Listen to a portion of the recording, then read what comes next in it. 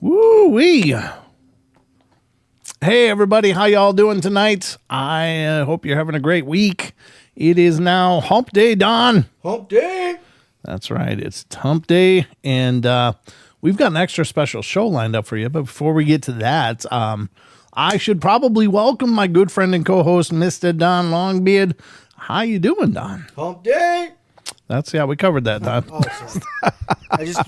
I was just making sure I made my mark, you know. Oh, you make your mark everywhere. Yeah, well, that's why we got kicked out of St. Ignatius, huh? That's why nobody would tour with us.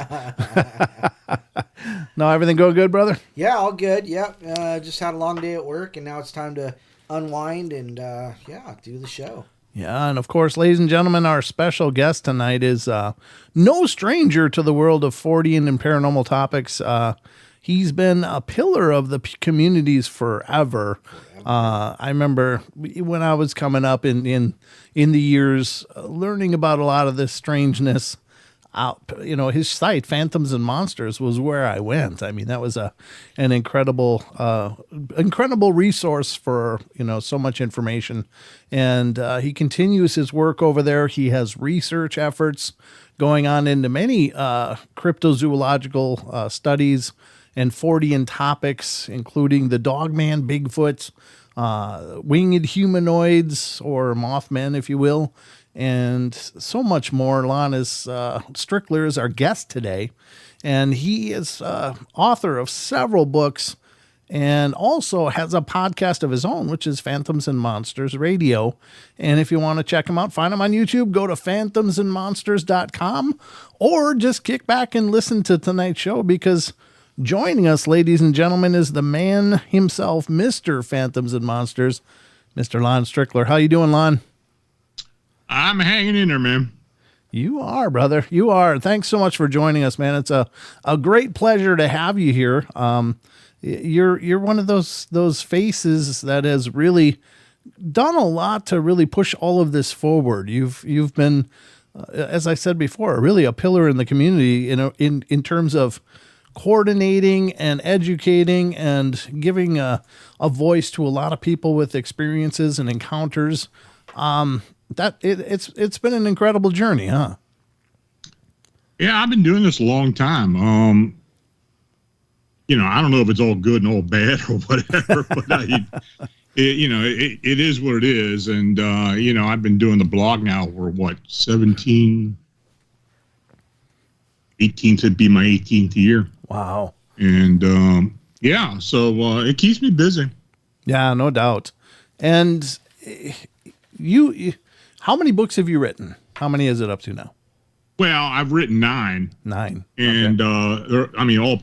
I've published 9, and there's 4 of them in print right now. Oh, that's fantastic. Yeah. And your show, Phantoms and Monsters Radio, can you explain a little bit about what you do there? Well, I've been involved with doing podcasts and interviews and such online for, I guess, about maybe 12 years or so now. Oh. And I started out with a couple other people. Started out with Beyond the Edge Radio with Eric Altman and Sean Forker, and we all started out together. And as time went by, we kind of had some different innovations of the show, but I decided about 2 years ago to go ahead and go onto YouTube and kind of go from Arcane Radio to Phantoms and Monsters Radio. Mm-hmm.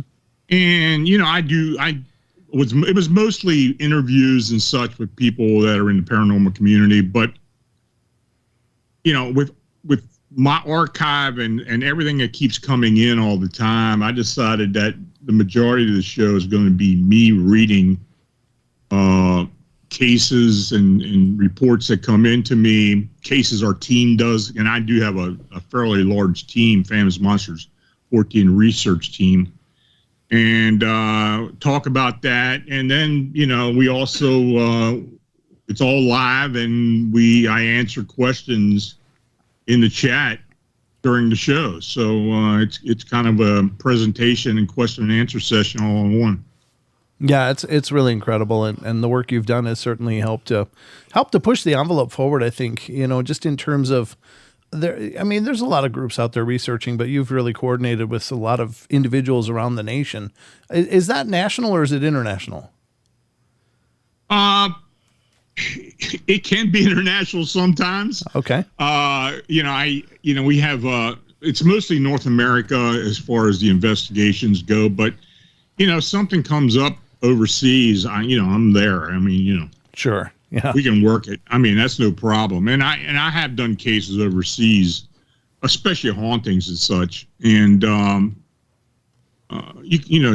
we do a lot of different stuff online, but I mean, we kind of go with what we get. Yeah. Of course, when you do get cases that sometimes last longer than you ever envisioned them lasting, just like what's going on in Chicago and such, I never expected that to be 6-year project, if not more, and maybe 11-year project now. Wow. But it's like it's the cryptid that keeps on giving, and we just keep going at it. And as long as people keep seeing these things and reporting them, we're going to look into it. And that's just like anything else we do. And of course, we do local cases and nationwide cases. And the team I have that works with me, we have right now, I think about 20 boots on the ground investigators plus another 35 affiliates. So if I do have a case, and I can usually find somebody to look into something to me if I don't have anybody on the team that can do it. So I try to get somebody to help a witness or a victim at any time. It's not always successful, but we do the best we can. Right. Now, let me ask you, as someone who, of course, well, first of all, I want to say this. I have to throw this in there at some time because I really enjoyed it. You had sent me a notice that you were going to be on Spaced Out Radio with Dave Scott, and you're a regular over there. And I like what Dave does, but I don't usually get a chance to see it. But when you sent me that notice, I went over there and watched. And I'm kind of convinced that Dave Scott might be a cryptid. Just I've never seen anybody type in the chat and carry on a conversation and doing God knows what else. I think underneath the desk level, he has like tentacles that come up and do stuff. It's like that guy in the post office in Men in Black, and he's smoking and he's throwing. He's been, and he does it on his own, and I don't think I could do it. I don't either. Especially almost every night. And he keeps at it. I think it wears on him sometimes. Oh, I can only imagine. Yeah. I know it would me. I'm just amazed with his ability to multitask. I had to throw that in there tonight because I hadn't had a chance to witness that before. But I'm like, how's he doing all that? Because I'm like a serial monotasker. It's like, I'll do something and people could be throwing bricks at me and I just don't move.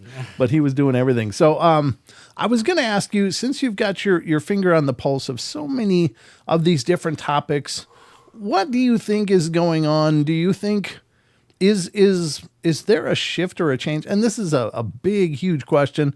And I'm probably asking a lot of you by even asking you this, but is there more of this stuff happening nowadays than used to be happening?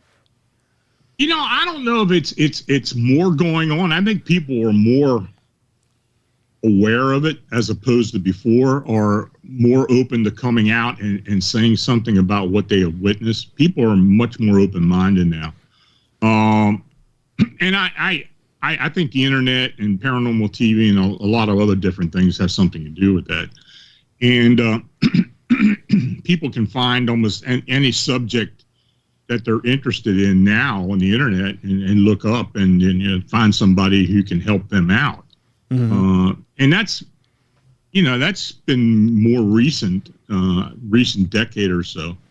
But when I first started out, my God, it wasn't even like near that. I mean, I started out doing this in the 70s. Wow. So, back then when somebody you tell them, yeah, I'm a paranormal investigator. They kind of give you that real funny look, like, what the hell's wrong with you? Yeah. So yeah, but no, it's evolved immensely. Is there more going on now? I don't know. I don't think so. I think people are just more aware of it. Okay. And but over the years, it seems like cryptozoology and the paranormal is never going to be a moot point. There's always going to be something that pops up and take the place of something else that we've grown tired of, I guess. Sure. But no, it keeps me on my toes because I'm practically learning something new every day. Yeah, that's true. That's true. Here's I think this is a question. It's by Connor Garrity. I'm sorry if I'm screwing up your name, Connor. He says, "Why is there a lot of paranormal channels with fake demon videos?" What's your take on that, Lon? Well, the demon thing, I don't buy into the whole demon thing anyway. I look at evil as evil, and they want to call it a demon, then fine, they can call it a demon. But that seems to be the catchphrase for everybody. Oh, it's a demon, or it has to be a demon or something. I don't know. that word gets thrown around so much, and it tires me out because honestly, when I see somebody mention I saw a demon, or the demon did this, I just my eyes kind of glaze over, and I just kind of move on. Right? Yep. Yeah. Because the word demon is more of a religious term as far as I'm concerned. Sure. What is a demon? Well, if it's associated with evil, then fine, it's evil, but it's not necessarily what you want to call a demon. Right. There's a lot of bad things out there, but yeah, I'd say calling them all demons just isn't the best moniker for these things. Sure. And I would say that I think the proliferation of that probably has a lot to do with clickbait, because it sounds really, really cool. Like, oh my God, this isn't just a haunting, this is a demon video. Yeah. The whole clickbaity thing.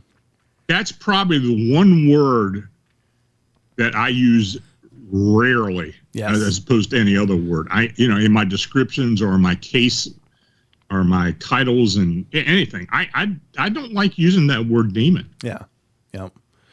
And it also makes you wonder how are people determining that? Just based upon activity. It's like, well, how come it's not a poltergeist, or how come it's not just an energetic spirit or a pissed off spirit? Why is it a demon? So right. Yeah, I'm with you on that. I think you're absolutely right. But getting back to some of the, and ladies and gentlemen, and those of you watching, please feel free to become part of the conversation. If you have questions for Lon, please feel free to put them in the chat, and we'll do our best to catch them and ask him. You can also call in. The phone lines are open at 720-923-0500. So you can call in and be a part of the discussion if you like.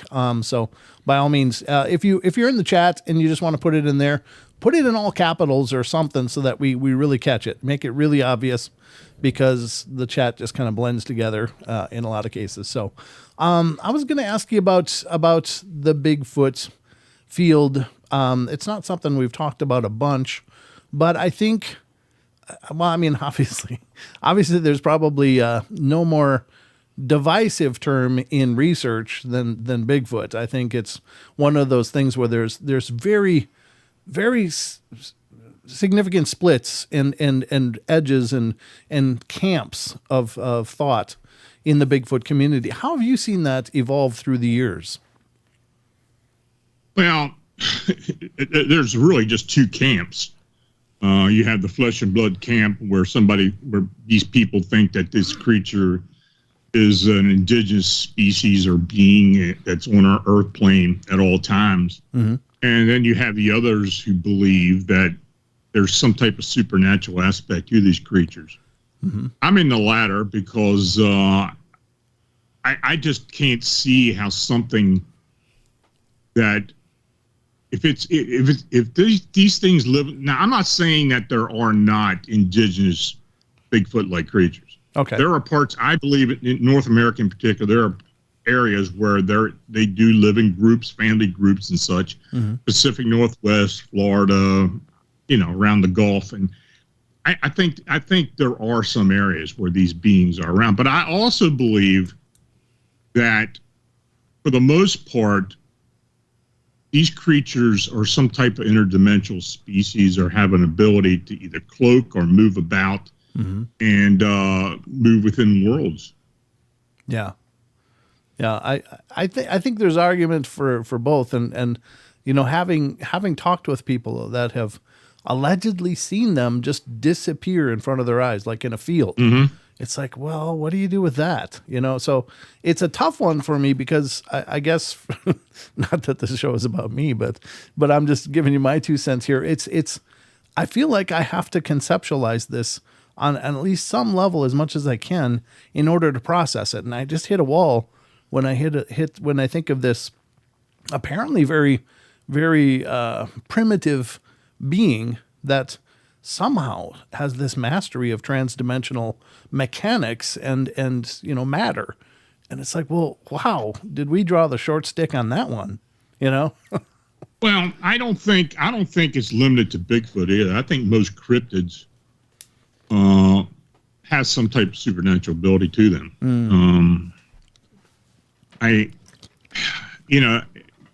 Even though it's mostly anecdotal evidence, but if you do get serious about it and sit back and look at it and think about it, there are, I'm just going back to what's been going on in Chicago, and then of course with the overall winged humanoid phenomena. Of course, I had an encounter in '88 with something very similar to that. I had a Bigfoot encounter in '81.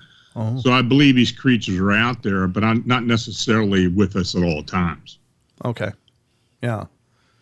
Speaking of strange cryptids, and this is one that really freaks me out personally, and I don't know why. I'm not sure why, but something about it, because it's not the biggest cryptid, it's not the most foreboding, but something about them just feels so creepy, and it's the white crawlers. Those things to me, the rakes, the ghouls, whatever, moniker they have, something about them really freaks me out. What's your take on those, Lon? Because there's not a lot out there about them, but the reports come in. I wrote a book about it, and I still don't understand it. Yeah. Really. I mean, it's there have been so many sightings, especially in the past decade or so. But it's mostly all anecdotal. There have been some photographs or some videos taken of these things that some I do believe are valid. But what they are, where they come from, why they're here or why they're being seen, I just don't know.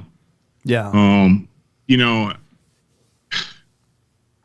It is a crazy subject. I'm hopefully we're going to be able to figure something out eventually. But it just continues on, and it's one of those creatures that just people see it in all different places at different times, and it just pops up. So I believe it's also a supernatural being. Okay. Cryptid, yeah. Humanoid, yeah. Is it extraterrestrial? Who knows? I know. Sure. What is it? Right. And like I said, I wrote a book, and I still don't know what it is. Yeah. I mean, it's one of those enigmas for me too. As far as what I've gleaned from the little bit that I have read about them is that they seem to be these emaciated, naked things running around in all kinds of weather and in exposures, which immediately makes you go, well, how? But so I guess that does lend to the supernatural aspect, I would think, because if it's alive and subsisting, it probably should have some kind of padding or warmth, but somehow they subsist without it. But do you think that they're dangerous? Well, that's a dumb question, I know, but but anyway, go ahead. I don't know. I haven't really seen or heard of any instances where I would consider them being mortally dangerous. Okay. I think the sight of them themselves is dangerous enough. I mean, Yeah. seeing something like that out there in the middle of nowhere just really, freaks people out, of course. Yeah. But, with that phenomena, I think many of the cryptid phenomena, and even paranormal and the whole 9 yards, I think there's connections somehow. Mm-hmm. I think when we get down to it at some point where we start to get more information on one phenomena, maybe two, that we can start connecting it together with other phenomena, and maybe start getting some answers. Yeah. Do we want answers? I don't know. I guess we do. Yeah. I keep saying that I'm out looking for answers. Well, yeah, I am, but but I don't think it's ever going to end. Yeah. I think you're right. One of our chatters, Luna Moonicorn, says, I think they're cave dwellers who somehow get to the surface, like a subterranean thing. Wow. It may be. Yeah. I mean, there have been instances where they just suddenly show up. Yeah. And there's no rhyme or reason as to how they got there and why they got there. Are they portal travelers? Maybe. Do they live underground? Possibly. Yeah. Are they extraterrestrial? Who knows?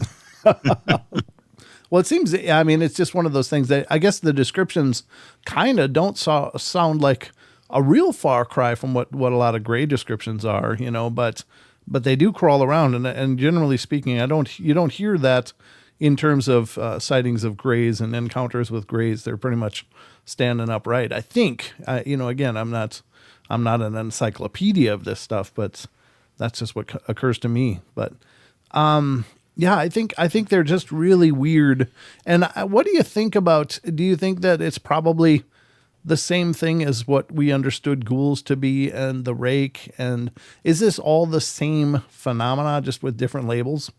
Yeah, that's basically it. I mean, it's, the whole crawler humanoid phenomena was based on a meme, basically. I mean, it was something that was contrived on the internet and evolved into something that may very well be a thought form. Oh, a tulpa, yeah. Yeah. Oh, yeah. I mean that was the name of my book, The Meme Humanoids, because I went back and looked at, as far back as like the Dover Demon, and of course with Slender Man and a few other of these creatures, or what people consider to be the crawlers. Mm-hmm. And they used all kinds of names, Fleshgate, Rake, all kinds of, Oh. I think all in all they're the same thing, but I think that for the most part, these may be memes. That's interesting. Yeah, that's an interesting take. Yeah. I think that's phenomenally profound because, I really think that I think we as beings that are spiritual as well as physical, we do manifest our lives around us. And certainly why not, I believe that many hauntings, I think, could be very well projections of the people and not necessarily an independent phenomena. I mean, obviously everybody knows about the poltergeist phenomena, right. but I think, I don't know. It just seems to me that, we're, whatever these things are, we're a profound part of all of them. I mean, the one common denominator seems to be us, that for there to be an encounter, there has to be a human being. It is us. Yeah. Yeah. Like we're the key, right? Right. I mean, if it wasn't for us, nobody would recognize it because, Right. Yeah. I do, I put a lot of stock into thought forms and tulpas and that type of phenomena. Of course, you mentioned poltergeist. Well, that's what a poltergeist is. It's basically a thought form that's manifested unconsciously by a living being, a living human. Right. And many times, the person who's manifesting this entity has no idea they're doing it. And they, they're just as confused as everybody else. It's a tough, when you get a poltergeist case, it's really tough because basically you can't really do a whole lot for them.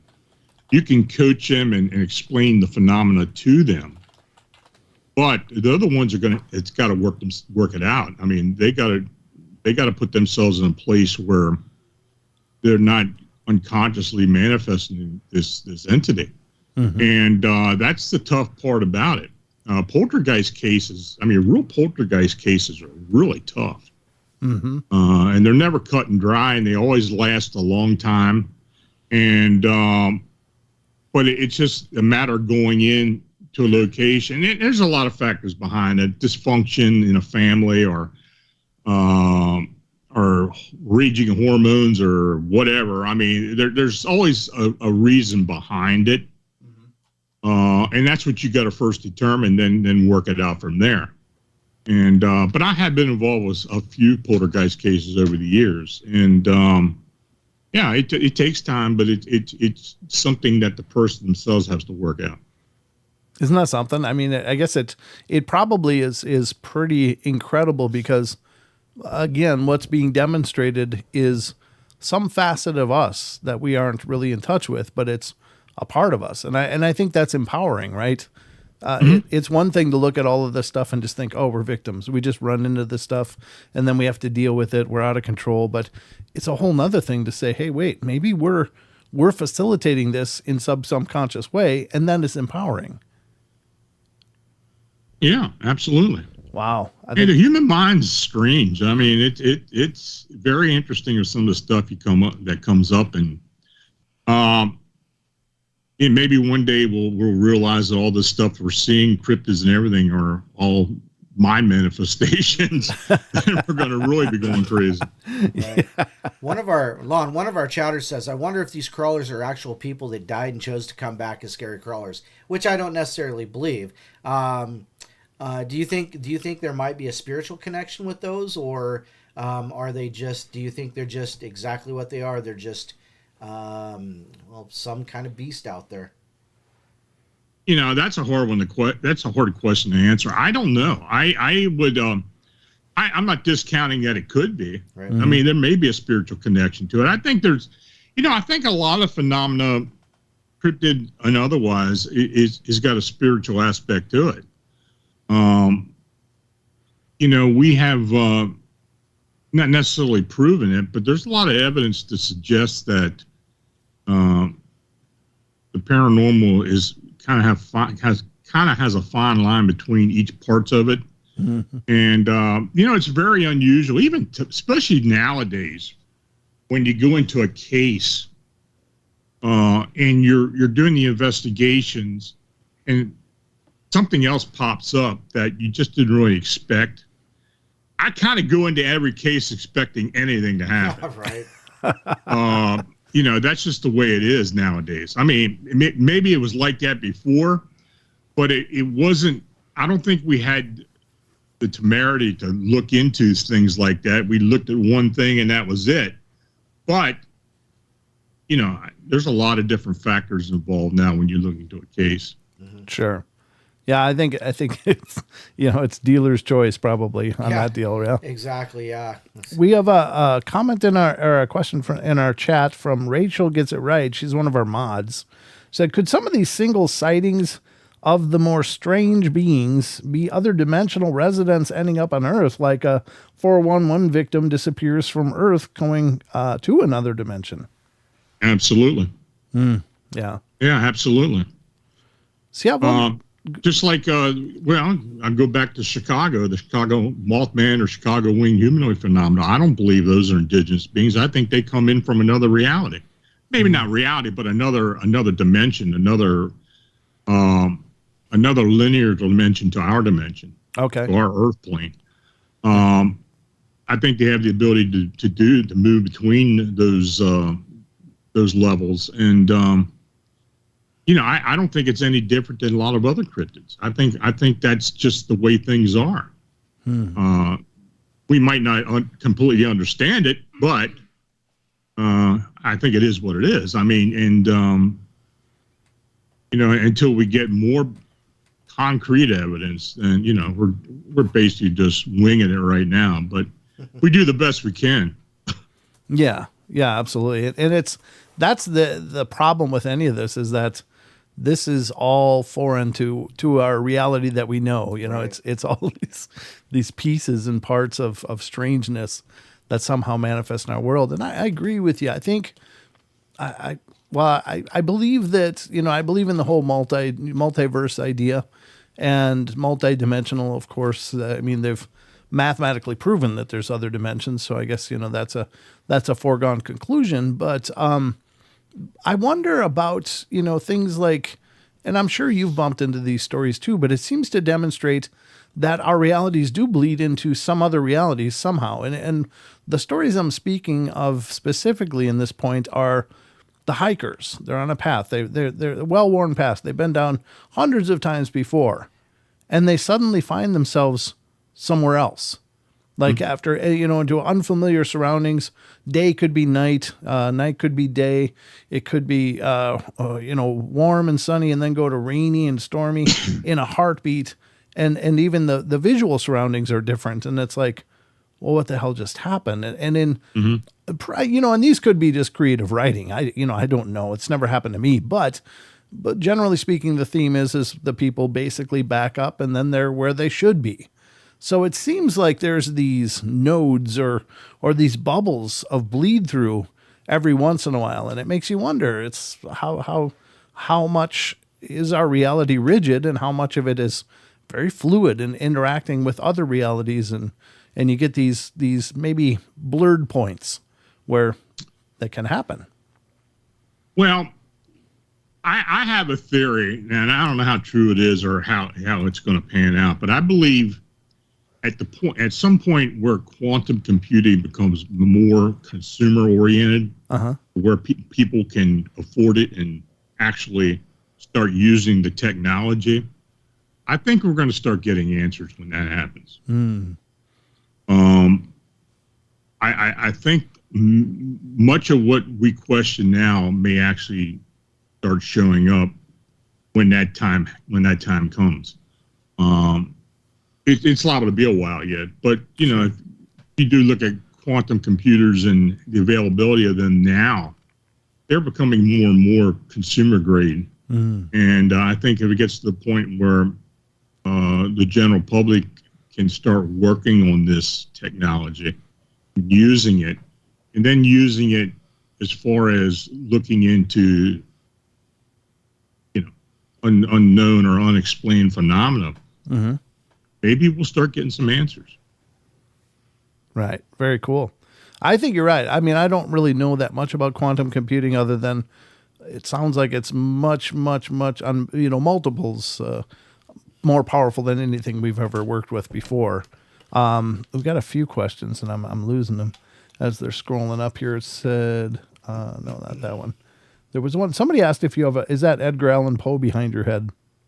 It is. Yeah, it is. That's Sam Sheeran's artwork back there. Wow, it's beautiful. He I don't know if you know who Sam is, but he's kind of a crypto artist, dark arts artist, horror artist. He's done a lot of book covers, especially for David Weatherly and his books.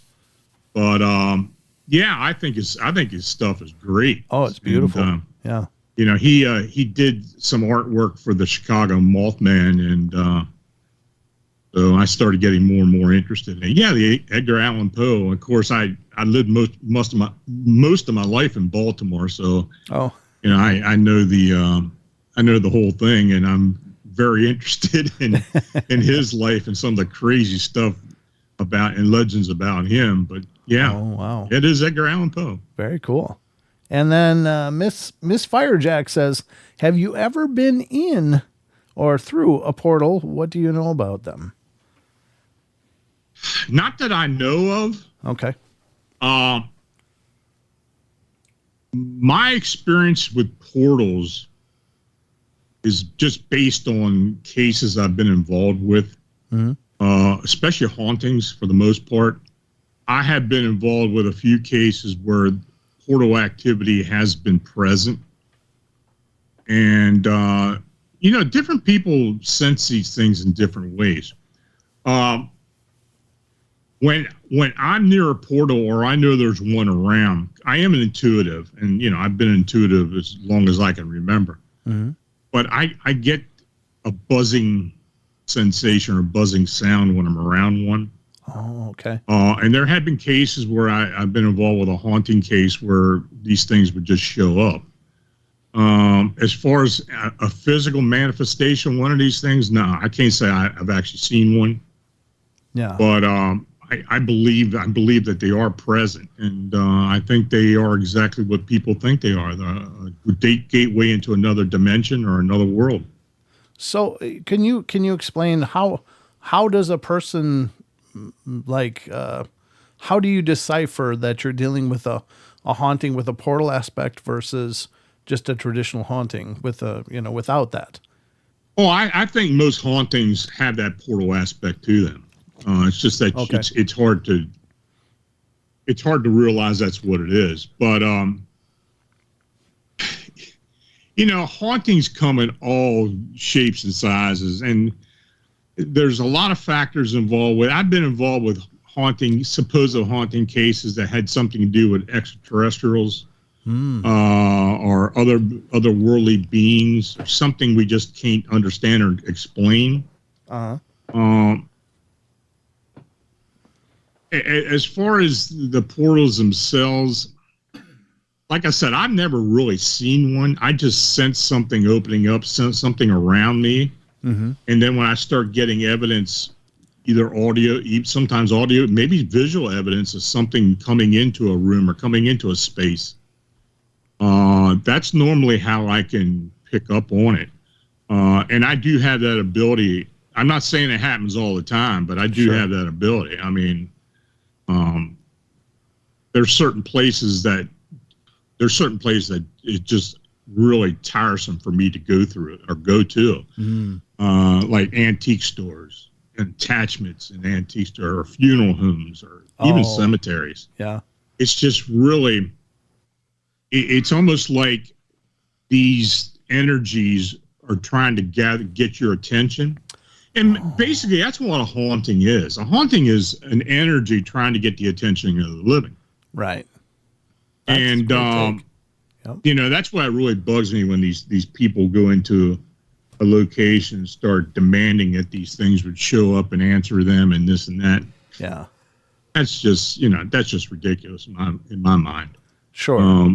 And quite frankly, most of the haunting cases or attachment cases that I've been involved with over the years are people who get attachments from thinking they're paranormal investigators. I believe you. Yeah. They can really pick up some nasty ones too. Oh, I bet. Yeah. Yeah. I think some of my toughest cases have been from people who have picked up a real bad attachment from going to a location and calling out entities and spirits and such. And they get what they're asking for. Sure. Yeah, I guess. And they drag it home, then things start happening. Yeah, it's like a bad house guest. Oh, yeah. I was trying to. There was a question I was going to ask too, and it had to do with that. But God, it's just gone from my head. It just sucked out of my head. Dang it. But it has to do with that, with attachments. And I'm trying to jog my own memory, but it's a black hole in here, Lon.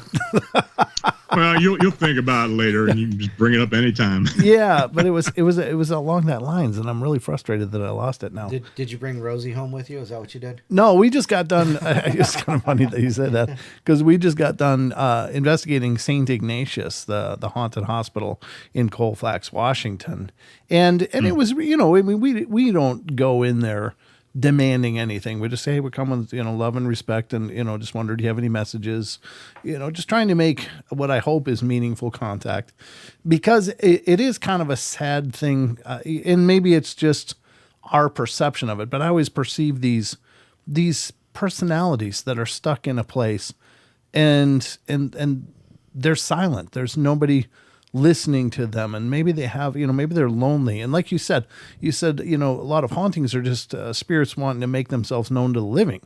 And I thought that was a very profound statement, because I think you're absolutely 100% unequivocally right that I don't think most often these things start out with evil intentions. I don't think that's the case at all. I think that it's just that. It's like, hey, I'm here. I'm in your space. You're in my space, and I want you to know that I'm here. And it seems to me like maybe a beautiful gesture, really. But I guess when you see a cereal bowl move, that's it's just a paradigm shift, and then you've got to process that, and that's where that becomes creepy and scary, and then everything becomes a demon. Well, exactly. I mean, that's why I get tired of hearing the demon phrase all the time, because somebody notices one small unexplained activity, and Yeah. boy, it's a demon, or it's something that's trying to harm me and my family, or this and that. And it's interesting, some of the stuff you run up against. Yeah. I have been involved with all kinds of different cases, and even including those that were attended by clergy. Oh, okay. And that's probably the most interesting aspect of all this, because I have seen more priests run out of homes than I have anything else. I don't know what it is, and even non-Catholic as well. People bring pastors and stuff in there. I don't know if they believe that because they're ordained that they can just come in there and do certain things. Oh, sure. Or they have the answers to everything. Right.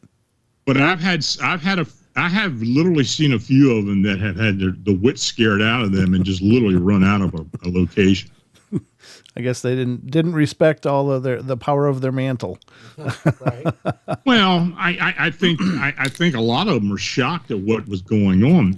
I don't know if they necessarily believe in the paranormal. Sure. Yeah. But then again, if that's how most true believers start. They were non-believers, and they saw something, then became true believers. Right. Yeah. Very good. We got another question from our chat from Jessica Mink, and Jess asks, did any of those strange beings ever follow you home? And if so, how did you get rid of them?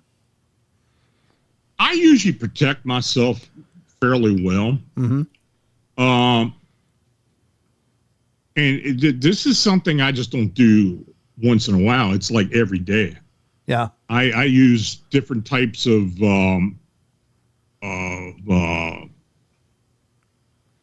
methods of surrounding myself in light, extending my auras, golden light, white light, and using the energies that I can manifest to protect me. And I use other things as well. I use crystals and such. It just depends on the situation. But, I've been doing this for so long now. I mean, it's almost like second nature to me. I use affirmations each and every night before I go to sleep, and when I wake up. I mean, it's like old habit now, but it's something that I've found that I need to use to feel safe. Right. And look, I have been involved with cases, especially remote view cases, where I have literally been psychically attacked. Wow. Yeah, there were two in particular. There was one, and I used to work with another individual who was actually a trained remote viewer. She worked for the British government, and we used to do haunting cases together. And now she was living in Wales at the time, but we did a lot of stuff online. But she would monitor, and I would do the actual remote view. Well, anyway, there were two cases where she actually had to pull me out because I was being attacked. Wow. We did a haunting up in Prince Edward Island. Oh, sure. This has been over a dozen years ago. And that case, the entity literally attacked me and cut me. I had a laceration from the top of my sternum down to my belly button. Oh my God. Yeah. Like physically, you like physically. Oh, yeah. wow. I mean, it just appeared. It's like the thing, it came through the phone line or whatever it came through. It literally manifested to me, and it left the laceration on my chest. Oh my God. There was another instance on another case where we worked where I was right in the middle of a view. I don't know what phase I was in, but it felt like something kicked me in the side. Oh. And it got so bad. I had to go to the hospital because I had bruised ribs. Oh my God. Yeah. Yeah. So, the physical manifestations, psychic attacks do happen. Yeah. And that's one thing you've got to learn to protect. And look, I when I do this type of thing now, I really protect myself. And I insist that people that are with me protect themselves as well. Right. And it's proven to be helpful. So you don't want to be in the middle of a case and something major happens that, So would you say that when these attacks happened, you weren't protecting yourself as well back then? Yeah.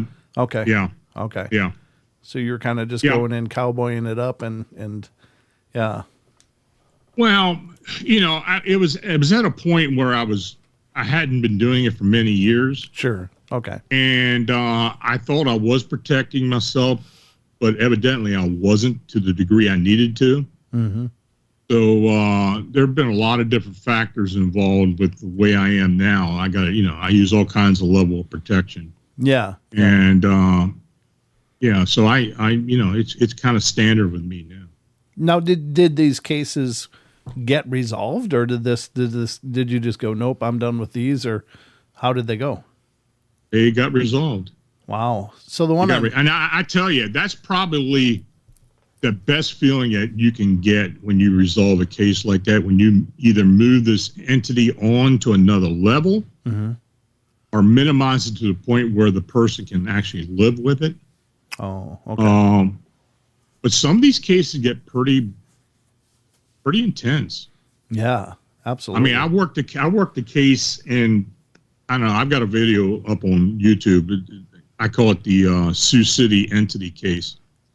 But it was a haunting, attachment, and a lot of other stuff that worked through the years with these sisters who were the family was just being inundated with this energy, and I literally worked on that case for over a decade. Wow. It was resolved. That's incredible. That's a long term. Yeah, and sometimes it takes a long time. Yeah. I don't know, I mean, I'm trying to wrap my head around how do you really resolve those kind of things, but what you're saying is that you continue to work with this intelligence and try to get it to back down, or I mean, does it work out as almost an agreement that you're able to reach with this thing, or is it a banishment, like, be gone, that kind of thing? I think you got to get to the point where you wear it down. Yeah. Okay. In other words, you got to take what's feeding it away from it.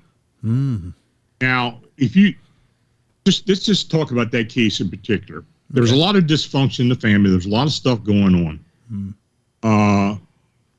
Everybody in the family were beacons. They all had abilities.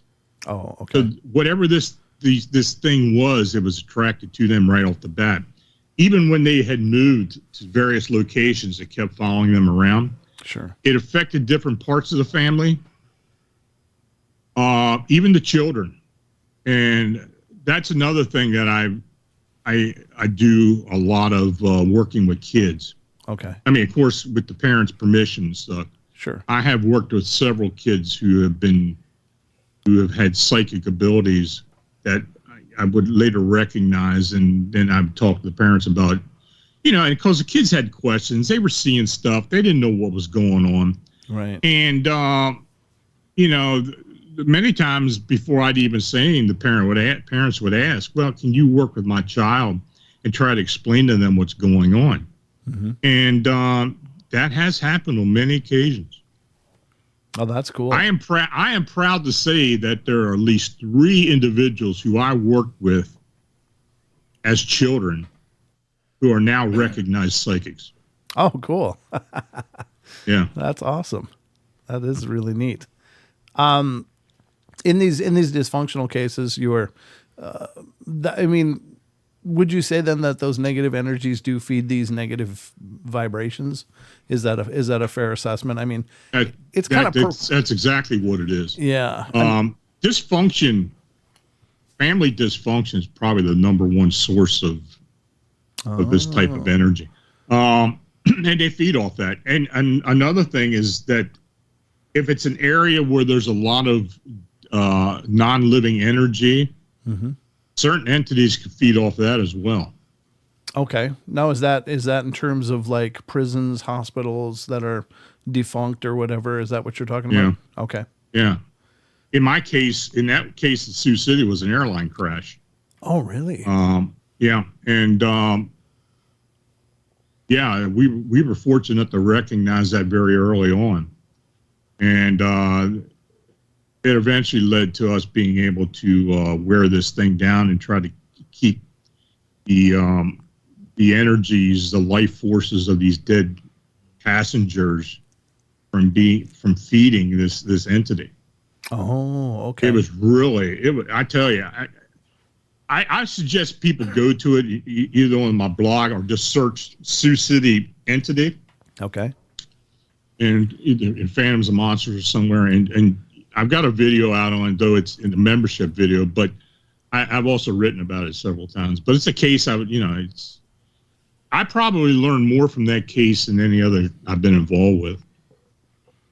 Yeah, that's amazing. I'm just glad you're able to find resolutions because, I mean, especially when you're dealing with, other people, these are largely unaware of what's going on, but they got something just tormenting them. So that's really cool that you've been able to be instrumental in restoring their lives and probably their sanity, because it's so strange. And I've experienced many haunting events, in my life as well. And there's a period of time where you kind of like, am I broken? What's going on here? Why are these weird things happening? But, I've simply since come to terms with, through, learning and growing spiritually, mentally, and physically. But it's such a strange journey. And there's no signposts. Like, if you want to learn to drive, you go, there's a formula for it. If you want to go to, become a doctor, there's a formula for it. But this is the kind of stuff that it's really obscure and it's wrapped in superstition, belief, dogma, and there's so many pathways in this. So that's where it becomes kind of convoluted, I think. Well, I think one thing that I learned from the very beginning, or close to the beginning, was to use what is available to me.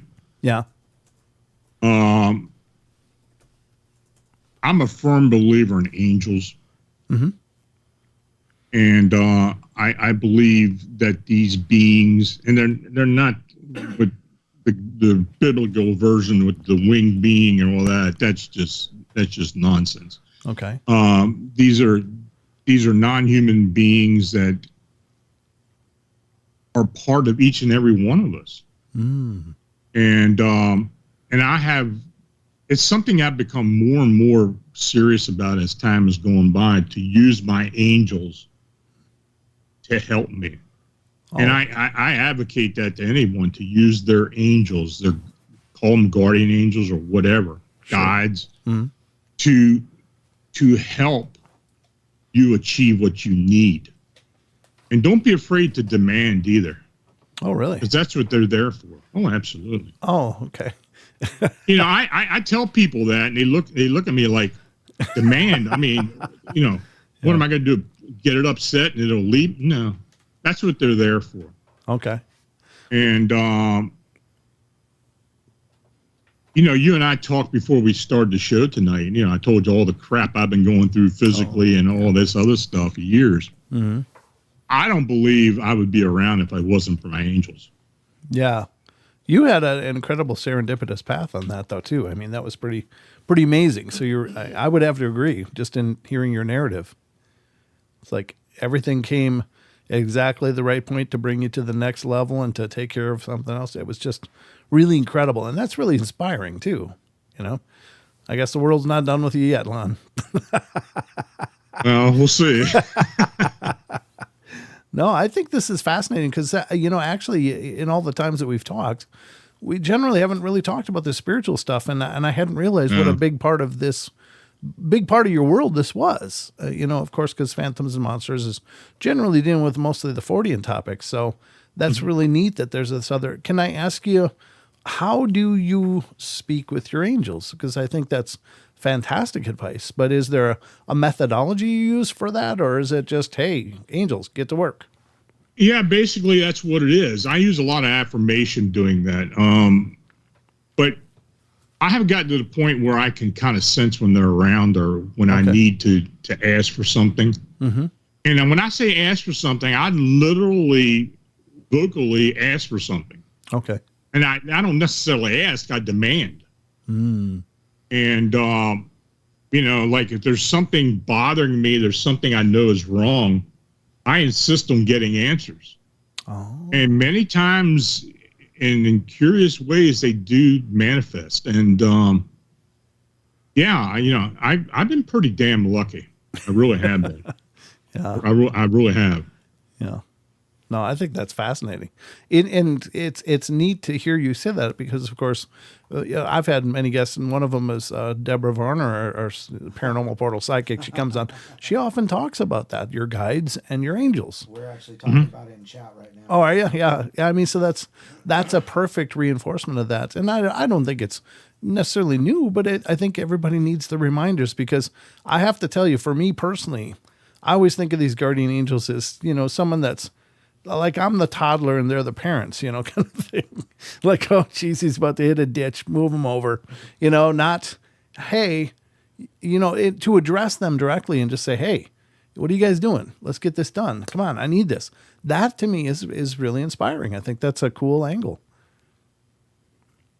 I have talked to people who are involved in the paranormal and been deeply involved with the paranormal for a long time. And many times when I tell them that, they look at me like, what are you talking about? You can't demand anything from your angels. Sure you can. Yeah. That's how things get done. You are a master of your own reality. I mean, and I don't know how many times people said, oh, you're just talking to aliens or extraterrestrial. Maybe that's what they are. Who knows? Yeah. That's another great take because if you, even just biblically speaking, if you go back and read the biblical accounts of angels, they don't look like the flowery, feathery beings. They look like, what, are you serious? A ball of eyes? Yeah. Okay. I've challenged quite a few people to, to the idea that angels are just another being that was created, that God sent out to, seed the universe, whatever that may be, whether it be the Earth or Mars or whatever. And they're like, well, I guess if you think of it that way, it's like, so they could be aliens, correct? And they're like, I suppose they could. So there you go. Yeah. I mean, you think. Yeah, I do believe it. Look, I'm not a religious person. I am far from it. I've been, of course, I was raised in a very conservative, evangelical faith, but, I started getting more practical as I got older. Right, yeah. And I do believe that there is a higher being. Who or what it is, I don't know. But I think there is one. Yep. I don't think we can really define it, but I think there is a supreme energy or a deity or whatever you want to call this thing that does not necessarily control things. It's kind of the custodian of things. Yeah. Yep. And when it comes to angels and other what people would call gods or such, I think they may very well be extraterrestrial or what we deem as extraterrestrial. Sure. But I think. Nonetheless, I think they're here to help us, and I know they're here to help us. Right. No, I think you're right, and there again, I mean, what do we know about extraterrestrials? Absolutely nothing. Well, exactly. Yeah. All that we know is they come in these from allegedly very far away, and they're riding lights and they're doing things that aren't supposed to be possible. And some people believe they're transdimensional. Some people believe they're from the stars. Some believe they're from the inner earth and any other place you can think of. But we don't know anything about them. So, I don't think that one is necessarily degrading of the other, because we don't really know anything about angels either. So I think that's a great argument. Yeah. So Spirit Stalker 53 says, do you believe in the devil then? I believe in evil. Okay. Fair Now, enough. if it's one particular being that's the root of the evil, then fine. Mhm. I don't necessarily believe that there's, I don't know, devil or Sure. Satan or whatever. Sure. I mean, that it was a fallen angel. Maybe there were fallen angels. I don't know. Sure. None of us really know.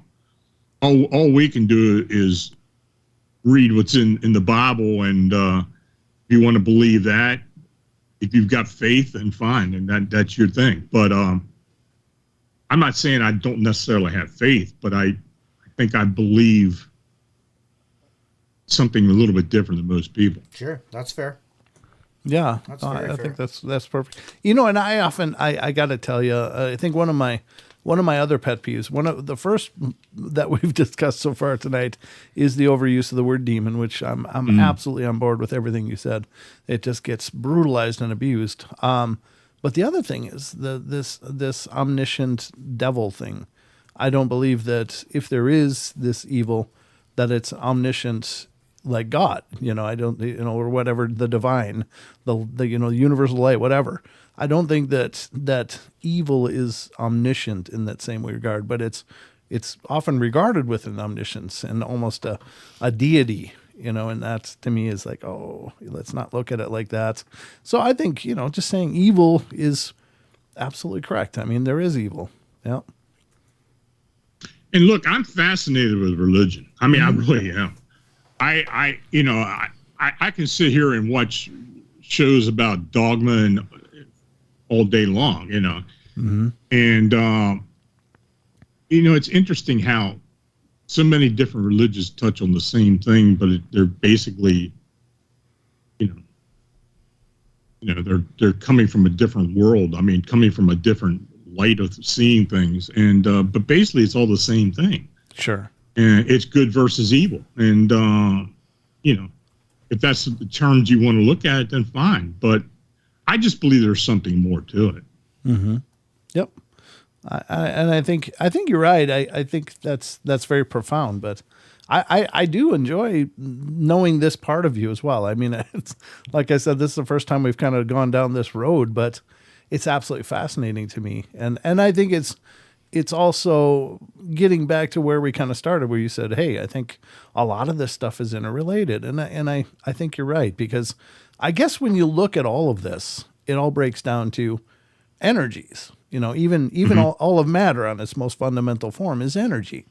And so, I guess it makes sense that energy has maybe a certain set of rules, or to some degree, that it has behaviors and it has expression, and it has to follow that energetic expression, whatever those guidelines are. So I think you're right, though. I think there is a real bleed through all of this, because so many extraterrestrial accounts, especially with abduction, sound very close to spiritual encounters, and so many Bigfoot encounters sound almost spiritual, as well as Dogman and any of the other weird things out there. I do want to touch on some other cryptid stuff as well tonight, because excuse me, I'm curious on your take on it. Is there a Loch Ness monster? Go.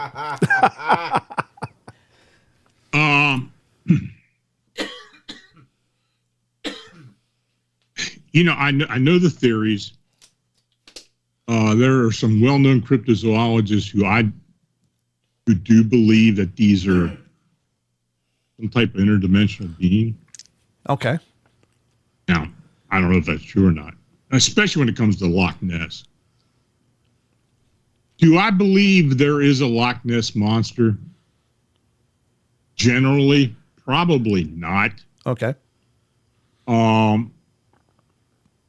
don't think there's really been enough evidence to even say that there was. Now, I think other aquatic creatures may very well be living beings, just like up in Lake Champlain. I think there's something there. Mm-hmm. I don't know if it's a misidentified creature, some type, either a whale or something that's just being misidentified. You know, there's been the ABC film. I don't know if you've ever seen the ABC film from Lake Champlain. I don't think so. Yeah, there was this long neck thing that was videotaped off the side of a boat. Oh. Nobody's really been able to explain that, but the number of sightings in Lake Champlain is pretty interesting. Okay. I believe there's something there. Sure. Now, it's probably not what people want to think it is. Okay.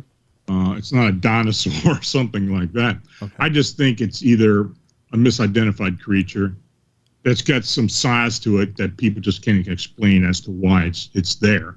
Okay. As far as Loch Ness goes, you know, I think that's gotten to more of a legend than anything else, because this thing goes way back to St. Columbo, whatever, you know, many, many, many eons ago. And I just have not really seen the evidence that there's something really there. Okay. So I keep an open mind. I mean, if somebody wants to show me something, fine. But, Right. you know. Yeah, I'm kind of curious too. And I think, you know, I guess, you know, we don't know enough about those deep water areas of our own world. Right. I think the water is probably the least explored. I think it's pretty consistently. Yeah. You know, when you think about the oceans and who knows what aquifers connect Loch Ness with, you know, what underneath all of that. But, you know, I have to say though, that after watching Jeremy Wade, that fishing guy on Discovery Channel, pull some of the crap he pulled out of places, that even I knew. River monsters. It was like, yeah, river monsters. Like, holy God, those things are down there. Yeah. So, and if I saw one of those surface, I would swear it was a Nessie or something. My God, they're That's monsters. A fish sack. Yeah. Yeah. Yeah, I think our next great cryptids are going to be coming from the ocean eventually. Yes. I mean, I you know, more and more discoveries. Of course, they you know, they have been able to identify the giant squid now, and Right. Mm-hmm. there's video evidence of that, and even large carcasses of these things have been found. So Right.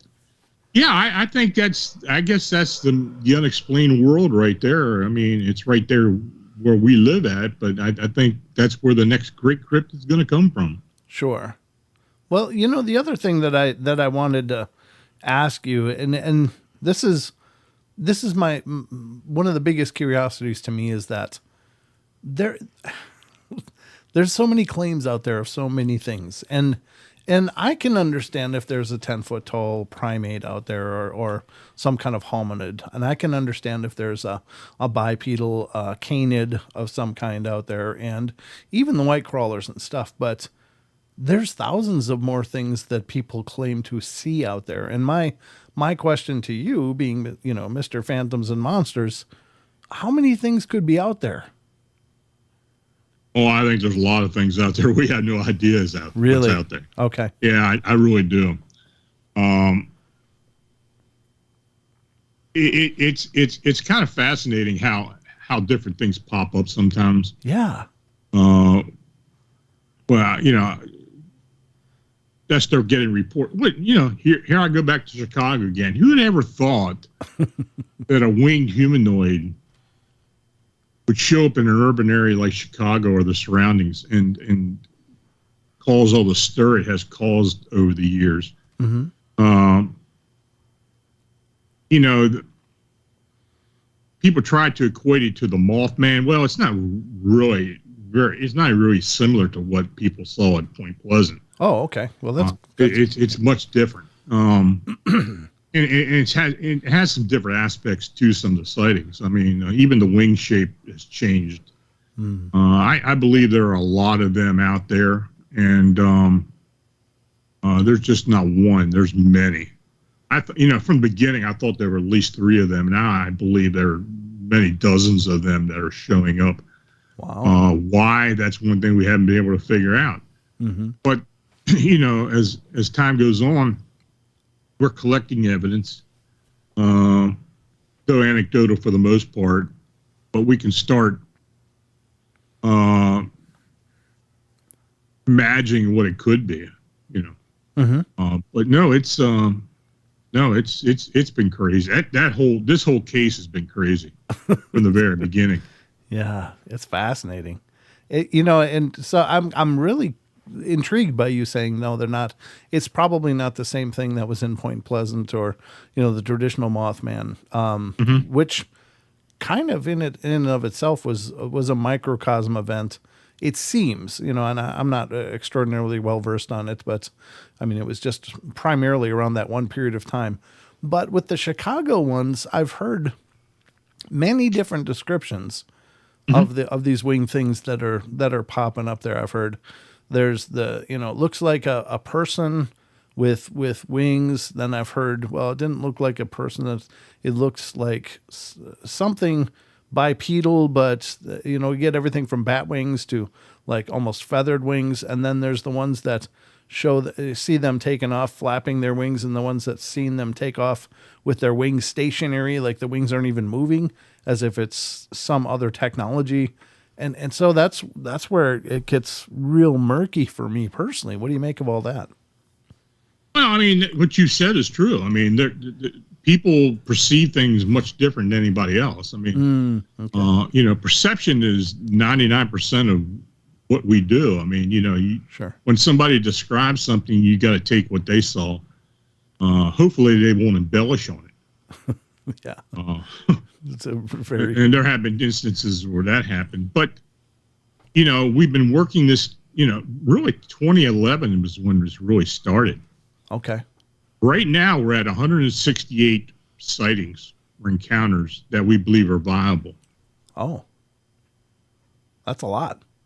Yeah, that's a lot. And we're talking about an area within 250-mile radius of downtown Chicago. Yeah. So it's in various states, various areas, and but all in all, what people are seeing are the same. Okay. Not all of them have red eyes. Not all of them have bat wings. Mm-hmm. There are some variations. There are instances where people have literally seen them disappear. Oh, okay. People have seen them just suddenly manifest. Yeah, and it's a whole litany of things involved with this cryptid. Now, that's why I had thought from the very beginning that it was more than one, and I'm convinced that many dozens of them have shown their way to the area. When I first started looking into this phenomena, well, more deeply in 2017 when we first started, getting all the reports in the early part of the year, my task force that I put together, Rosemary Ellen Goddard was part of our team.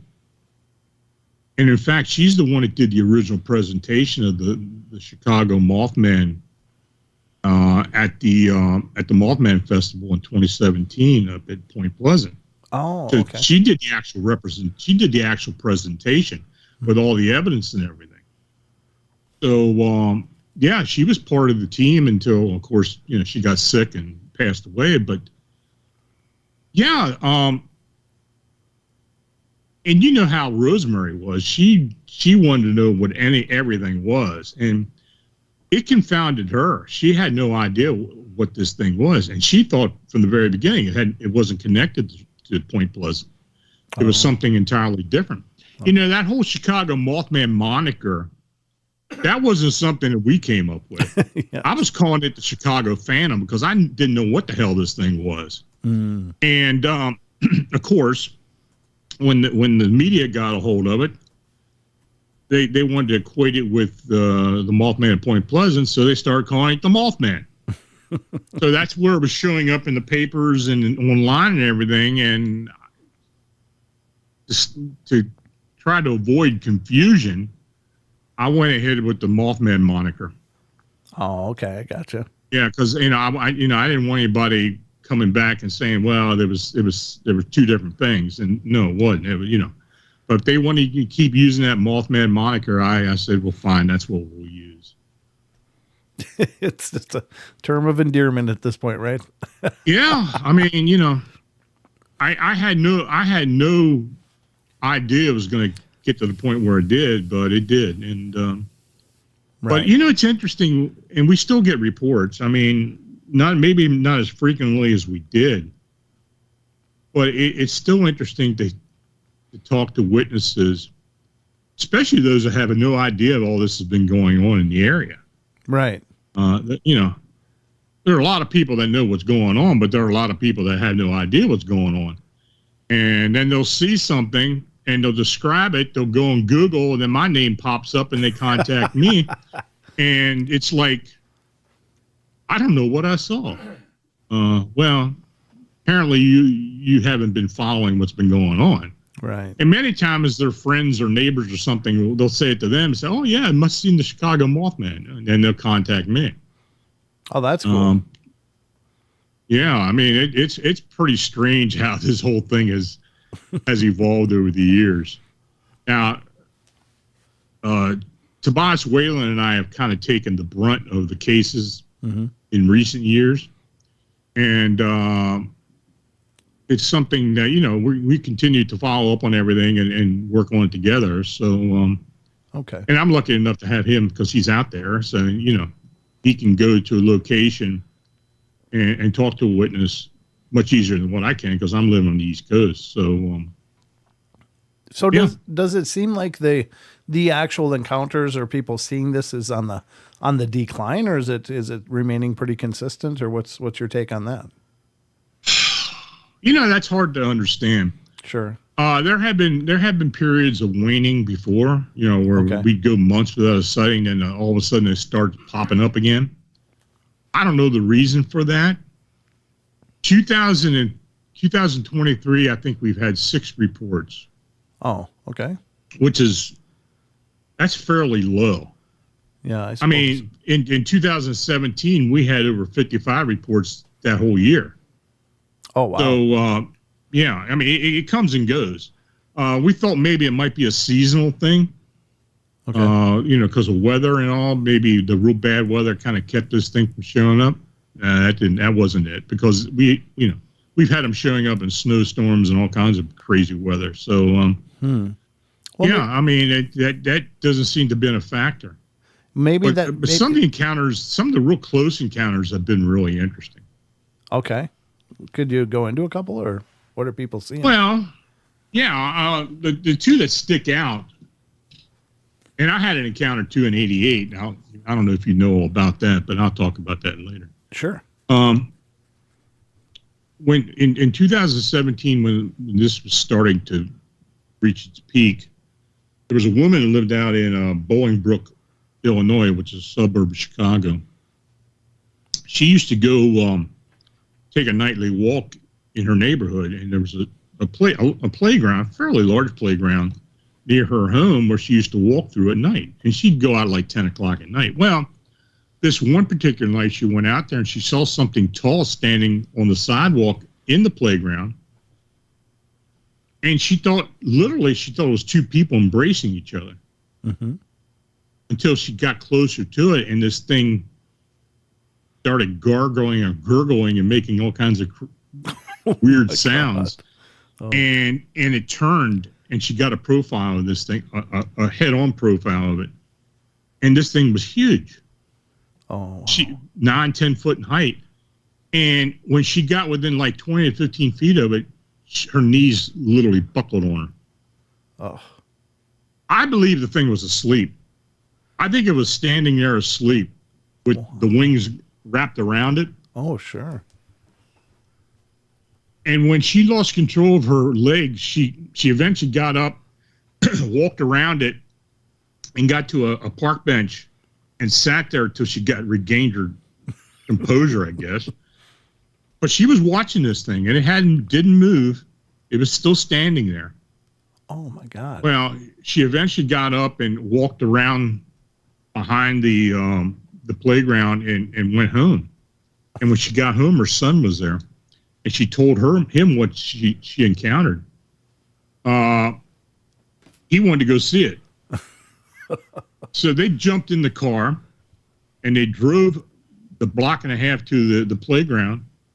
And as they approached it, this playground has some real thick hedges in front of it. Mm-hmm.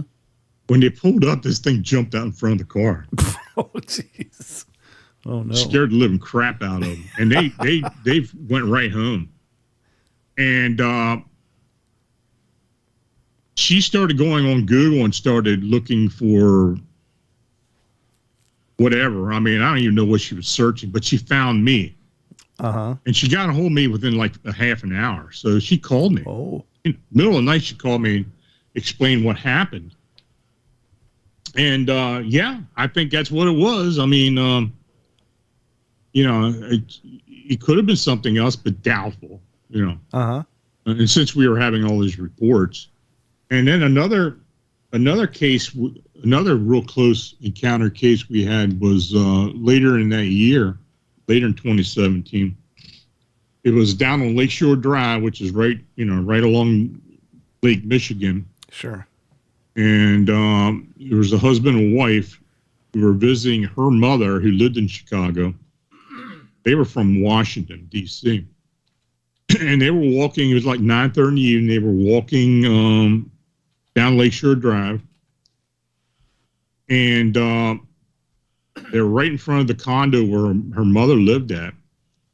And this thing, this large black being, flew right in front of them from left to right, because the lake was to the left, flew in front of them, went over the trees, and flew up the side of the wall of the condo.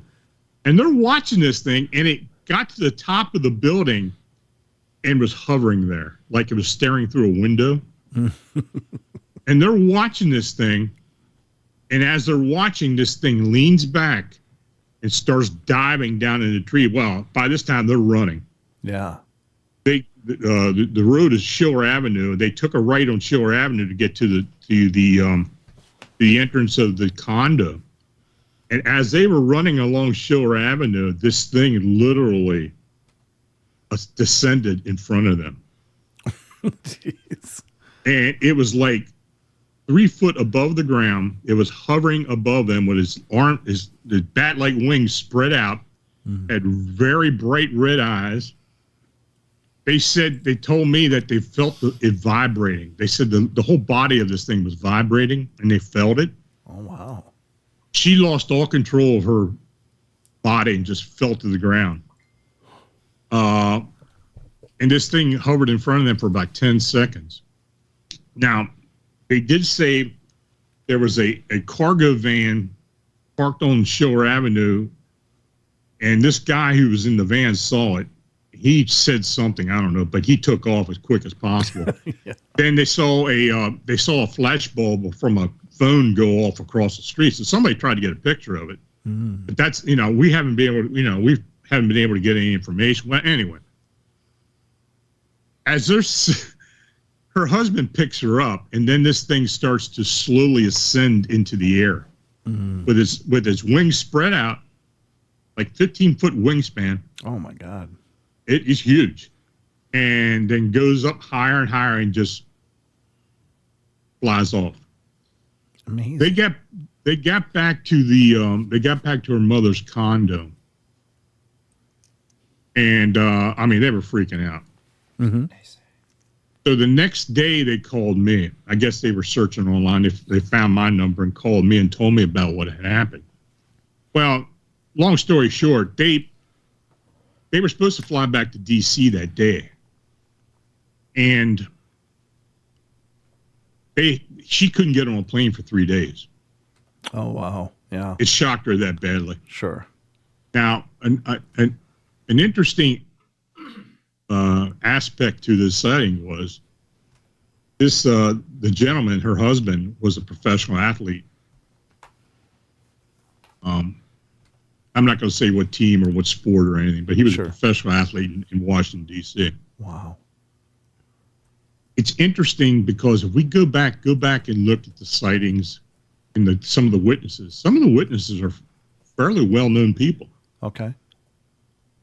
I mean, I'm talking about celebrities. I'm talking about local celebrities, news people in the Chicago area. Mm-hmm. Yeah. That's amazing. It's very interesting. And another thing that we had deduced in the past year or so is that over 50% of the sightings reported were from people who had Hispanic descent. Really? Yes. Oh, that's interesting.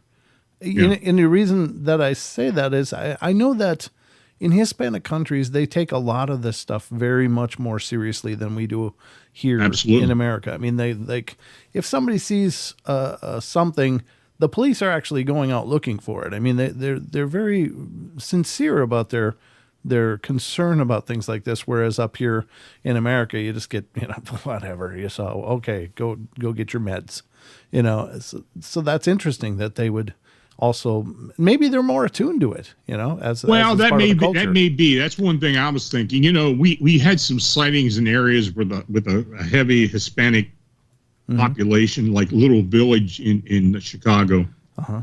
We've had 10 sightings in that area, and that's almost like a 90% Mexican Oh, okay. heritage there.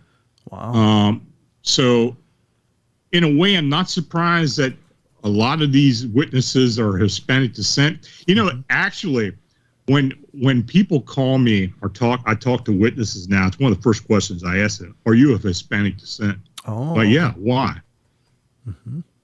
It is interesting. It really is. Yeah.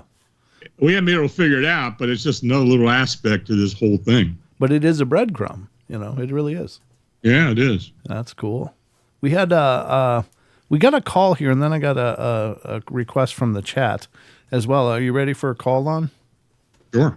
Okay. Let me see if I can see it. I got to drag my window up a little bit here. All right, and this is our good friend, I think, Mr. Naysay in Minnesota. Is that you, Naysay?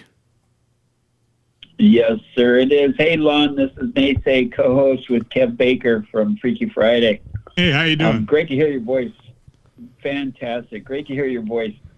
I am of Paleo-American descent, the Anishinaabe tribe. The French called us Ojibwe, English called us Chippewas. Mm-hmm. And that area prior to, the existence of America was the Anishinaabe land. And I've tried talking to a couple of my elders to try to hear what their perspective are. But one question I have, you were just talking about it briefly. Do you know if there's been any kind of stats on the sightings in comparison to the new moon or the full moon? We have looked into that, and there's just really no connection that I can see. It happens at all aspects. Okay. Well, the reason why I ask is because I was told by some of my elders that, at these periods of time, because of a frequency change, especially when it correlates with the equinox or the solstice, that there actually is a notable change of frequency. And this makes me ponder if the veil, for lack of a better explanation, if there's like a thinning of the veil where these entities are able to, because my personal belief, I think this entity is kind of trans-dimensional. Mm-hmm. And so that's where my questions are leading. If this has something to do with some. I don't discount that theory. I mean, I think there are times when things are much more perceivable. I don't argue with the elders of tribes. I mean, I've been involved with so many of them over the years, Right. for various different types of activity that I take what they tell me pretty seriously. And you're talking about Ojibwe. You're talking about Ojibwe. We've had so many things happen up there in northern Minnesota into Ontario over the years, I've had a lot of hauntings and a lot of cryptids that people believe are involved with these Ojibwe tribes.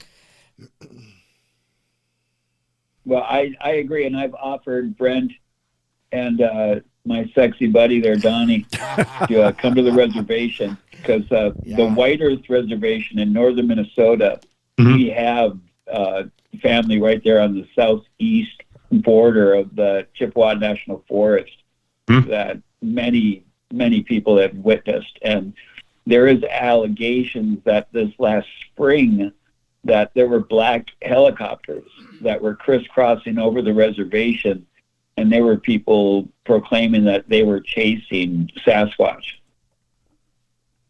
You know, honestly, that wouldn't surprise me. We've had, you know, I've been involved with investigations in northern Minnesota where where we've had upright canines, cryptid canines, and Bigfoot as well. I mean, you know, and a few other things, quite frankly. Right. So that activity is prevalent up there. Right. Well, thank you for the opportunity to share Fine Giggles abundantly, and have a beautiful night. Toodles. You too. All right. Thanks, Nace. Thanks, Nace. Take care, brother. Now, yeah, that's really cool. And yes, we'll make it up there. I promise you, Nace. It's my dance card's been really full lately, but we'll get there. I promise. We do have a request from the chat, and this is the other part I was talking about. It says, Lon, can you tell us about the people that reported one out on boat on Lake Michigan, please? Oh, yeah, we did have one report off. Now, where exactly where that was? It was north of the city. I know that. It was up in Lake County, I think, but it was out in the water. They had a boat, and the sighting itself was of two of these beings that were literally flying above the boat, doing all kinds of maneuvers, figure eight maneuvers, and all kinds of other stuff. I'm trying to think what the area, Montrose, is that the area? I forget. Anyway, but there was also either a meteor or a UFO sighting at the same time. It was a green light. It could have very well been a meteor, but yeah, but that did happen. I mean, but no, there were two of these beings. I mean, from the people that were on the boat who reported to us that saw this thing. That's powerful. Jeez. All right, and then you said you had one yourself. Yeah, I had an encounter back in 1988. That I believe now.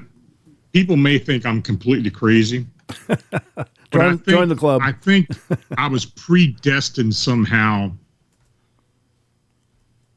to be involved with this Chicago Mothman thing because of something I encountered back in 1988.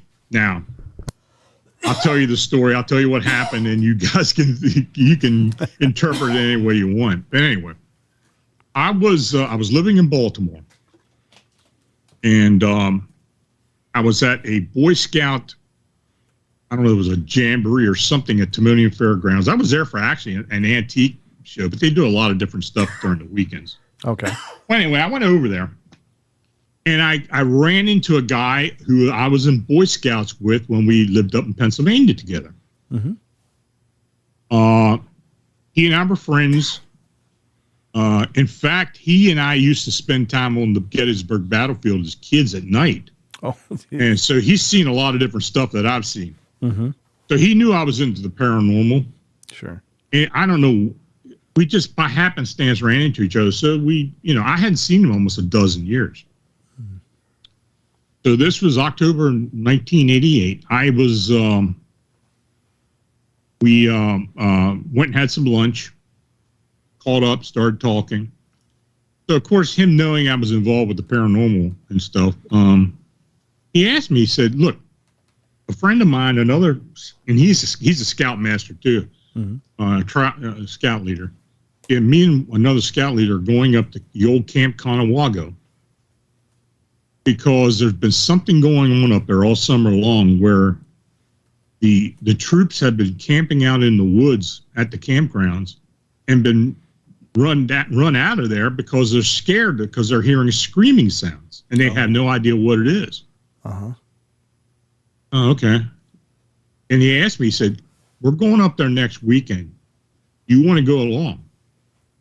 Well, you know, this was a long time ago. This would be when I didn't mind sleeping on the ground, and I don't think I'd ever do it now. But anyway, so I said, yeah. So we met up there that next Friday evening at the old Conewago camp, which is just down the road from where I live now, actually. Oh, okay. And I live in Conewago Township. So anyway,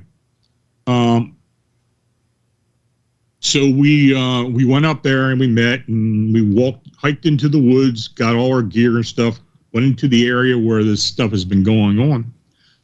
Right beside the Conewago Creek, and there's a trail there too. And we set up camp. Each of us had a tent, and we got everything going. And about 6 o'clock, starting to get dark, and we, are sitting around the campfire. Real quiet evening, nothing happened.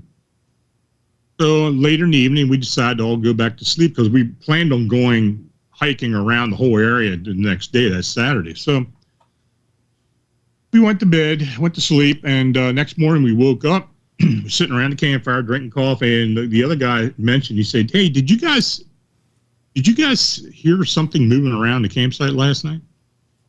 And I did. I heard, I actually, I thought it was one of them getting up to relieve themselves in the woods or something. I didn't think anything of it. Sure. But nothing was disturbed in the campsite, so we just thought maybe it was a deer or something. I don't know. Anyway, a lot of wildlife around there. So that day we spent most of the day out in the woods. We went everywhere.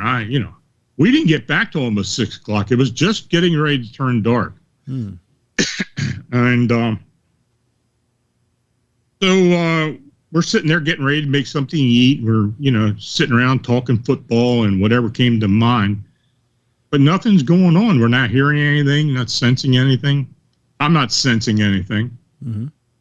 But around, I guess about 10 o'clock that night, we heard this screaming sound coming from the woods. Now, animals scream. Animals make all kinds of crazy noises, Sure, yeah. I've heard rabbits scream that scared the living crap out of me, yeah, that's a horrible sound. Oh, it is. It's awful. I thought, well, maybe this is a rabbit or something, or a deer. I don't know. But it didn't last long. So we thought, okay, well, let's stay up for the night if we can. Okay. So we're sitting around the campfire. An hour later, we hear it again. But this time, it sounded like a woman screaming. And I mean, it was loud. And it was kind of going in and out like this thing was flying around or running around. It was really eerie. Yeah. I had no idea where it was coming from or what it was. Right. So we're sitting there thinking, now, what the hell is this? What is all this? What's going on here? So we said, well, we're definitely staying up now. So we're sitting around the campfire, talking, keeping one ear open. So my legs started getting stiff. So I got up and walked around and got them stretched my legs, walked out to the trail right by the creek. And I just got this weird sense something was watching. Yeah. How you get that feeling like sure. something is right here. So I went back. I guess it was like maybe 12:30 or 1 o'clock. I don't remember what time it was. But anyway, I went back to the campfire and talked. I said, hey, let's grab our flashlights and go out on the trail a bit and see if we see anything. Okay, we're not doing anything else, so that's what we did. So back to back to back, we're walking out on the trail. We didn't get 50 foot from the campsite when we all saw it. Oh. Standing in the creek, and the creek was pretty low at this time of year, was something that was dark, about 6 foot tall, and had red eyes. Wow. And by the time we got the flashlights on this thing, it literally jettisoned itself into the air with a whooshing sound. Oh. And when it reached its apex, it screamed out. I mean, it was freaky. That's horrifying. And it took off. Well, we're astounded by what we just saw. Yeah. So we ran back to the campsite. It wasn't far, we were right there. Yeah. And my buddy isn't talking. He's just sitting there. He's not saying a word. The other guy asked me, he said, look, did you see something on his back? And I did. I saw something on his back, like it had structures on its back. So could have been wings. Okay, I guess. But nothing unfurled. Okay. This thing just literally shot into the air. So I'm trying to get my buddy to talk. He's not talking. But eventually he did said, look, I'm not spending another minute out here. I'm going up to the administration building and spend the night up there. Okay, well, both of them did. They both went up there and spent it. I stayed at the campsite. I want to know what the hell this thing was. Wow. And yeah, that was my winged humanoid encounter. And that was it? At that point, that was it? Like it was over at that point? Yeah. Well, what happened was, now this is 2018. In 2008, I had been writing a blog for a couple of years now. So I went ahead and wrote about this encounter in the blog. And I started getting people in the area contacting me. And in fact, there was a guy who lived right downstream from there, Dick's Dam, who told me, he said, I've been hearing that screaming sound for 20 years now. And I didn't know what it was. Wow.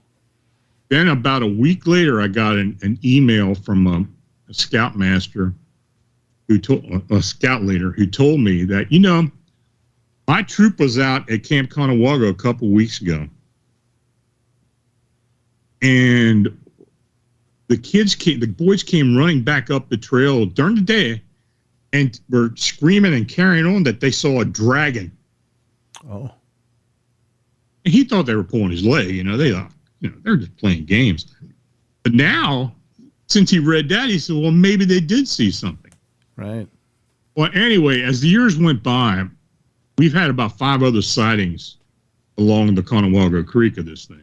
The last sighting was about 4 years ago. But we've had these winged humanoid sightings in the Adams County, York County area. Been reported to us on a couple occasions. So I don't know what it is about here. Mm-hmm. Is it related to what's been going on in Chicago? I don't know. Right. I mean, am I predestined to have been involved with this investigation about what I encountered? Oh, by the way, the 2 guys I was with, they both passed away. Oh, really? Like young? Did they? Yeah, they were fairly young. One died in a car accident. The other one died of cancer. Oh, I'm sorry. Yeah, but it wasn't. It was within 10 years of us having that encounter. Huh.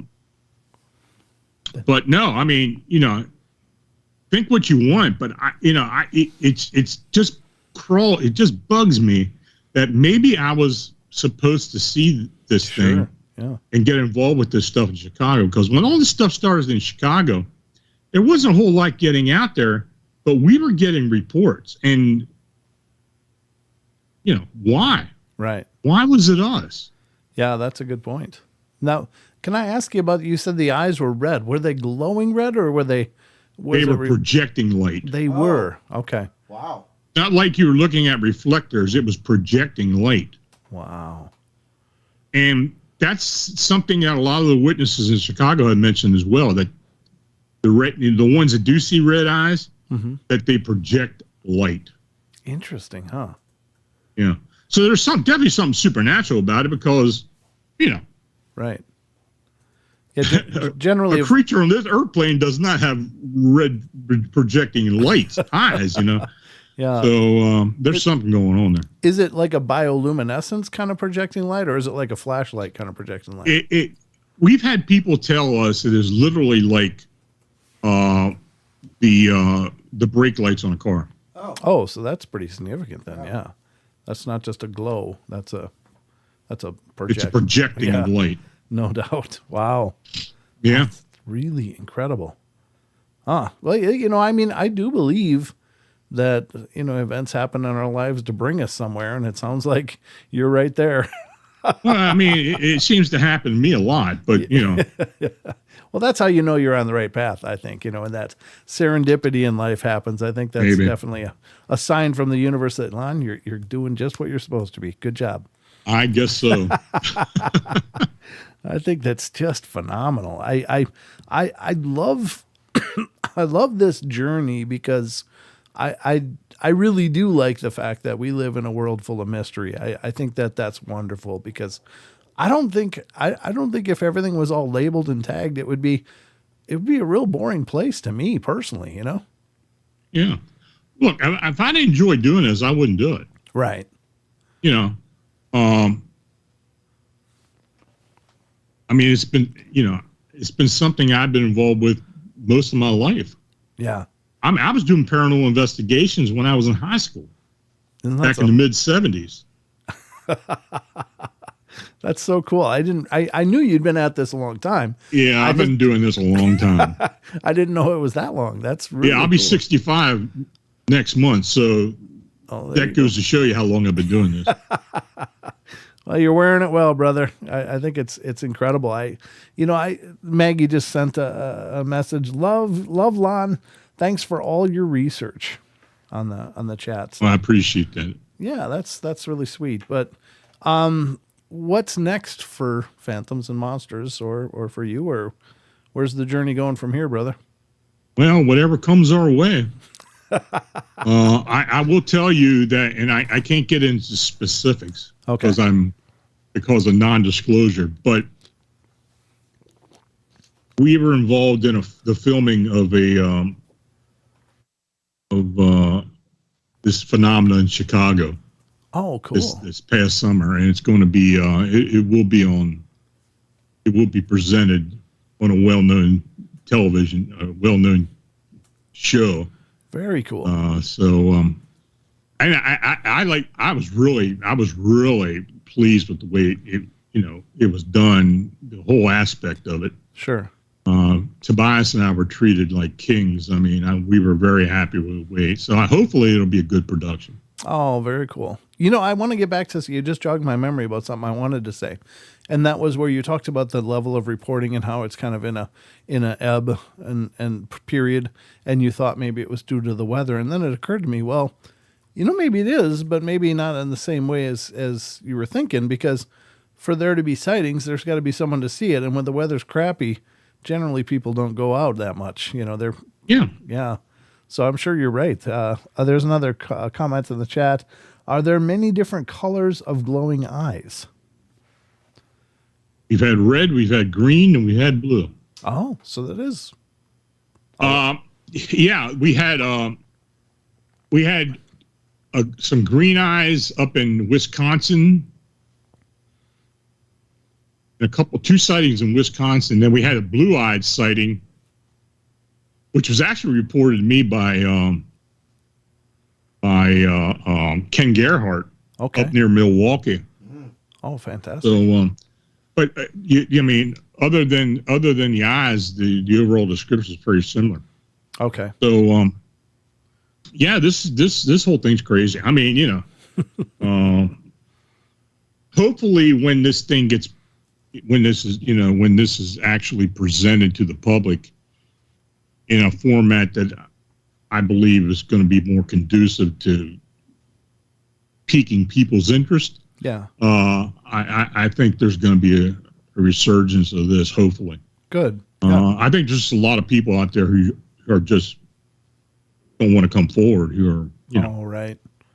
Yeah. I think it's just like anything else. Yeah, I was going to say, I think that's pretty common in a lot of areas. And it makes you wonder, these are the things that are being reported, but how much more has been seen and will never be reported? Absolutely. Yeah. I mean, I'm pretty sure if we got all the reports, I wouldn't have time for anything else. You would become the Mothman instead of Lon Strickler. Yeah. So I think it's wonderful, but we're kind of nearing the end of our journey, brother. And I want you to definitely be able to plug all that you're doing and where people can find you and all of that. So if you don't mind, if you would do that. Sure. Yeah, the website's phantomsandmonsters.com. It's a blog format. I've been doing this now for almost 18 years. I do a weekly podcast live show on YouTube at Phantoms and Monsters Radio. We do have guests occasionally, but for the most part, I do talk about the reports and some of the cases that we've been involved with. And it's a live show, and I take questions from the chat. And yeah, if anybody wants to get in on that, we do it on Friday nights at 9:00 Eastern. So, and how long? And I've got a couple books out. I've got a couple audio books too now. But yeah, if you just put Lon Strickler on Amazon and search it, it'll all come up. Yeah, I've been posting some of them. I'm not necessarily working on any books, but I don't know. I don't know if I even feel like doing any more books. To be honest. Oh, with really? you. Yeah. It's a chore. Yeah. To me, but yeah, I've got so much going on. It's probably not in the cards for me at this point. Yeah, Don's been posting some of your book stuff up in the chat as well. So I appreciate that. Yeah, for sure. And ladies and gentlemen, head over to Phantoms and Monsters Radio on YouTube and get subscribed too. I know that you've done amazing things for a number of years, and I've had the pleasure of watching your podcast as well, and it's very well done. And I just like to listen to you talk personally because, well, and the reason is there's a lot of people out there talking, but there isn't a lot of people out there talking with the pedigree that you have and the number of years of experience and stuff. And I think it's a great resource to get to, some great insights. Well, I mean, the whole thing is, hopefully people learn something and not afraid of their inhibitions, and you see something, report it. Yeah. And report it in phantomsandmonsters.com. Exactly. Well, it's been a wonderful pleasure having you on, brother. Thank you so much for doing this. And I learned a lot about you tonight as well, and I've known you for a few years now. But yeah, thank you so much for taking the time. I know it's much later. You're on the East Coast, so you're probably past your bedtime, huh? Not really. I'm going to be doing coast to coast in a couple of weeks, so I'll be up at 3:00 in the morning for that. So that doesn't bother me anymore. Well, it's been wonderful. Thank you so much for being here and taking the time. And we'll love to have you back in the future if you've got more time sometime. We'll continue this journey and keep exploring the world of the weird with Mr. Lon Strickler. Ladies and gentlemen, thank you so much for joining us tonight. We hope you had a good time, and please support Lon and all he's doing. Check out phantomsandmonsters.com. Check out his YouTube page and help support the journey, because this is a labor of love, but it's a lot of blood, sweat, and tears too. So we need all the help we can get. So that's going to wrap it up for us tonight. Thank you, SoCal Squatcher says, thank you, Paranormal Portal. Great show tonight. Yeah, Lon's a ringer. Yeah, pretty much. It's like we want ratings, we bring Lon on. It's like bringing the pro baseball player to your little league game. Right. It's like, let Lon hit some out of the park tonight to get the crowd rolling. So, but we appreciate all of you. Remember, we love you all. Be good, be kind, be nice. Take care of each other. Help each other out. Find the magic in every day, and remember to laugh as much as you can. And we'll be back. I'll be back on Friday night for more of the Paranormal Portal. So hope you guys will tune in. Keep spreading the word, not only about Phantoms and Monsters, but about the Paranormal Portal too. It'd be awful nice. So just throwing that out there. Sharing the love. So anyway, that's going to wrap it up for us, folks. Don, anything in closing? Nope. Just want to say thank you to Lon. It's been a great show. There you go. Well, thanks for having me. I appreciate it. All right, everybody. Lon, just stick on the line, and we'll chat on you on the other side just a sec. Okay. So that's going to be it. We're going to roll the credits. Good night. Good night.